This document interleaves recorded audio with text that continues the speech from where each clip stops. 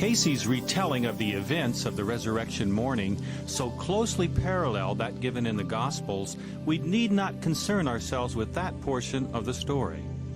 However, the appearance of Jesus to his followers in the days and hours that followed are noteworthy. Let's begin with his appearance on the road to Emmaus. The account of two men walking to Emmaus after the death and resurrection of Jesus is described in the Gospel of Luke with remarkable detail. They are clearly two followers of Jesus mourning his death. When joined by their risen Lord, they do not recognize him immediately. It is only after he walks with them to Emmaus and breaks bread with them that he is recognized. Jesus disappears, and they rush back to Jerusalem to tell the story. Although Cleopas is given as the name of one of the men in the story, it is not very helpful, since that name is not known to be among the followers of Jesus. In his readings, Casey not only provides the name of the second man on the road to Emmaus, he discusses the identity of both with regard to their relationship to the Master. Cleopas is a Jew who collects taxes for Rome, much the same as the disciple Matthew. While living in Capernaum, he had been a neighbor of Joseph and Mary.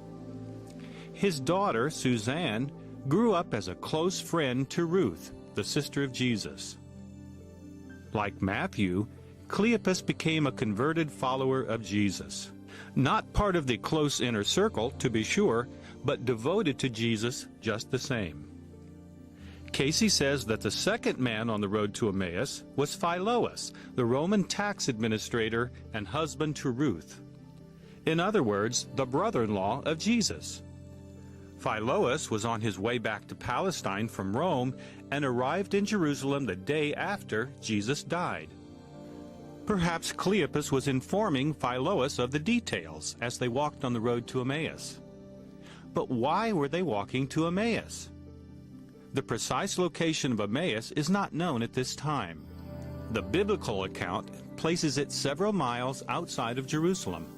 In one of his readings that discuss Essene activities in Palestine, Casey informs us that there was an Essene school on the way above Emmaus that connected to Jericho and the northernmost coast from Jerusalem. Geographically, this Essene school would have been located between the Essene centers at Qumran and Mount Carmel. This Essene school near Emmaus was supervised by a woman named Eloise, one of the holy women in the ministry of Jesus. Eloise herself was a prophetess who supported and encouraged the disciples of Jesus as they walked along the nearby road during the years of Jesus' ministry. While at the school, Eloise came in contact with the Master often as he traveled between Bethany, Galilee, and Jerusalem. Perhaps Cleopas and Philoas were on their way to this Essene center when they were joined by the resurrected Jesus.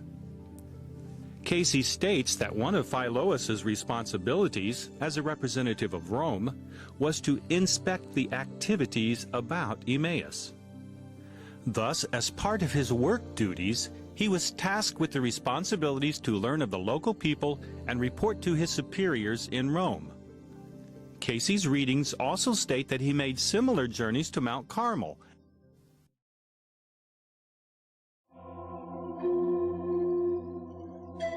From Casey's perspective, there is no real mystery in the resurrected body of Jesus.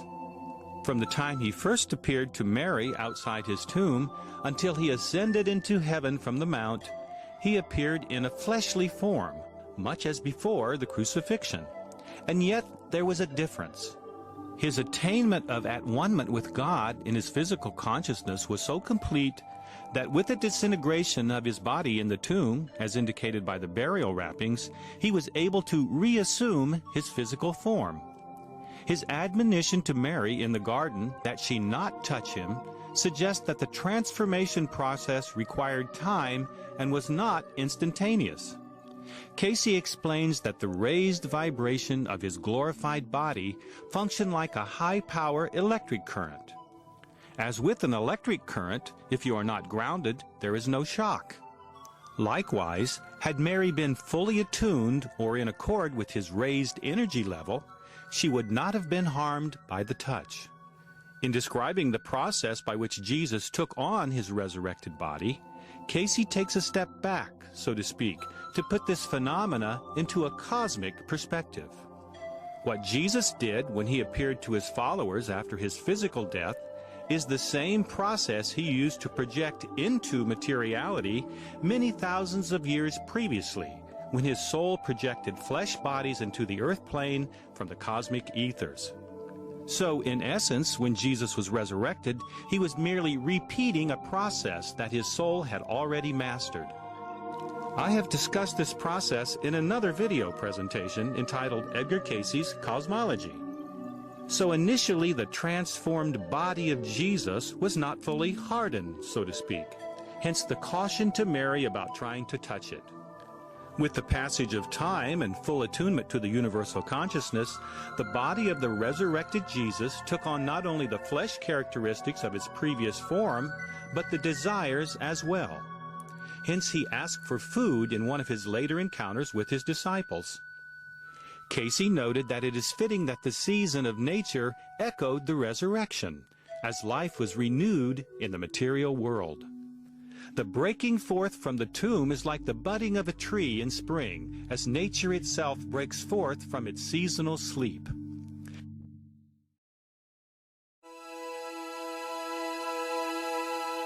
Edgar Cayce gave 32 readings for a man said to have had a past life as Philoas, the Roman brother-in-law of Jesus.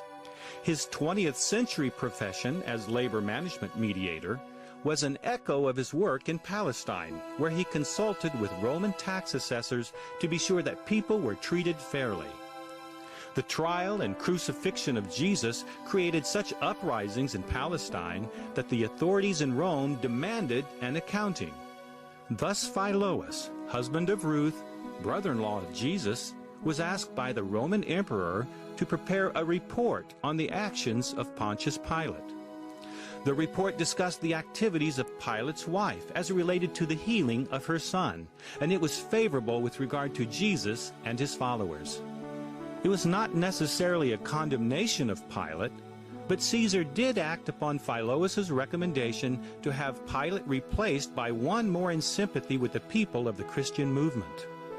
In general, Philoas's report was well received by civil and religious authorities.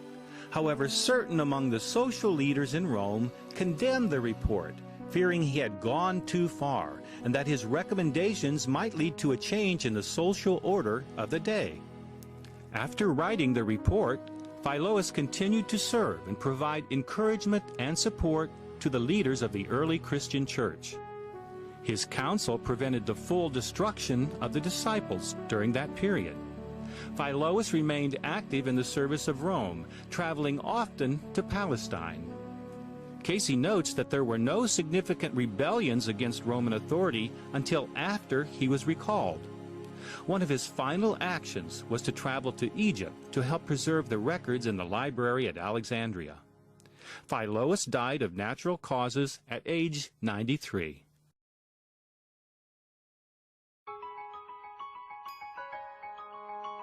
When asked about the authorship of the four Gospels of Jesus in the New Testament, Cayce stated that this could be determined by studying the records in the Vatican's libraries. He then went on to provide an overview, but encouraged the seeker to verify the information through his own research. His readings report that the Gospel of Mark was written first as a collaboration between Peter and Barnabas. It was initially compiled as a letter by John Mark, a close associate of both apostles. John Mark was a cripple, partially healed by John the Baptist and fully healed later by Jesus. Next was the Gospel of Matthew, written by the disciple Matthew while he was at the churches in Pamphylia. Interestingly, Cayce stated that the Gospel of Luke was written by Lucius rather than Luke. Lucius, a previous incarnation of Edgar Cayce, was with Luke working in the ministry with Paul. This gospel was directed to the provinces ruled by the Romans, which accounts for some of the differences between Mark and Matthew. The fourth gospel, John, was a collaborative effort by several individuals. The actual writing was not by John the Beloved, rather by a scribe named John, who worked under John the Beloved.